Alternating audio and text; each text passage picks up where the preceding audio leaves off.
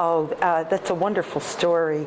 I am a traveler. I have a great wanderlust, and I was visiting some friends in La Paz, Bolivia, a friend who actually got me interested in South America anyway. He works in the development business, and he was working in La Paz, and my husband and I went to visit him and his wife, and they said they were going to take us to see Bolivia.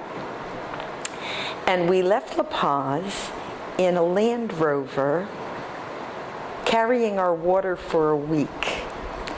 And we drove out of La Paz, and after about half a day, the surface that we were driving over looked like the moon. It was like the surface of the moon. It was red and orange and brown and black rocks, and there wasn't a blade of grass. There was no trees, nothing.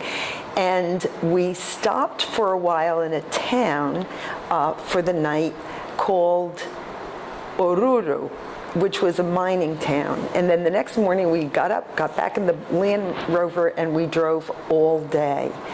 At the end of that 2-day trip, we were at 13,500 feet.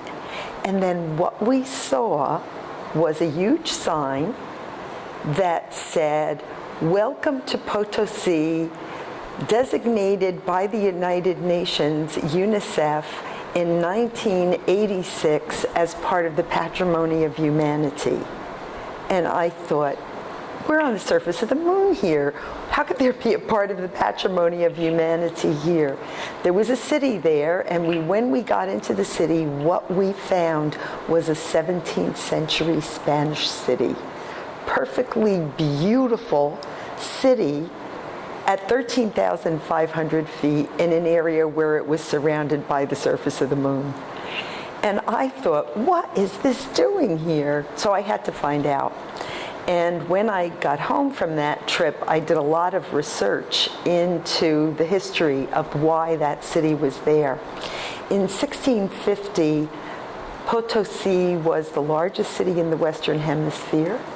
It was the same size as London, and it was the wealthiest city on earth. And the more I learned about it, the more intrigued I became. And that's when I decided that I was going to write a historical novel and a murder mystery that was set in that city.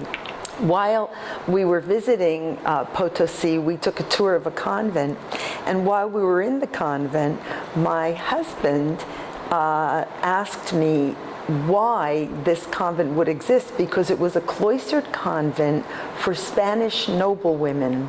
And he said, why would a Spanish noblewoman want to lock herself in a place like this?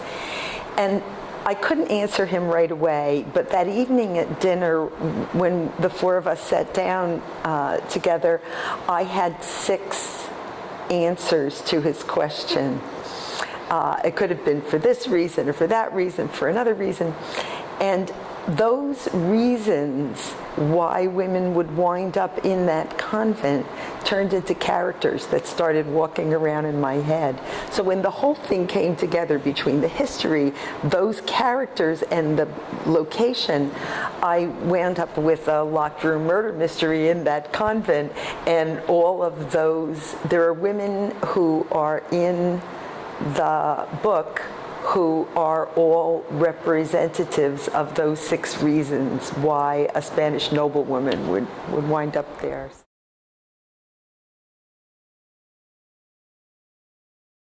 The abbess, she's my favorite, and I went to Catholic school.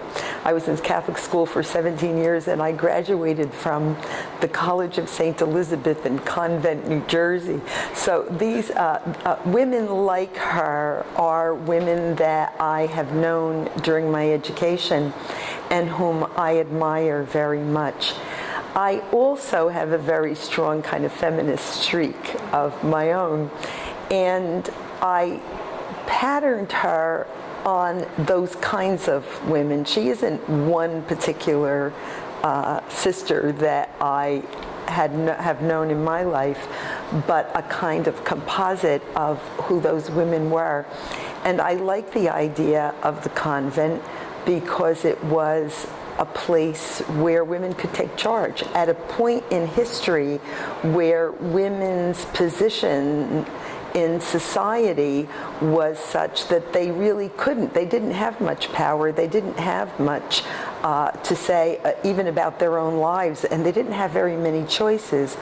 But women like Mother Maria Santa Hilda, who went into the convent and then took leadership roles, they had those kinds of prerogatives and those kinds of responsibilities.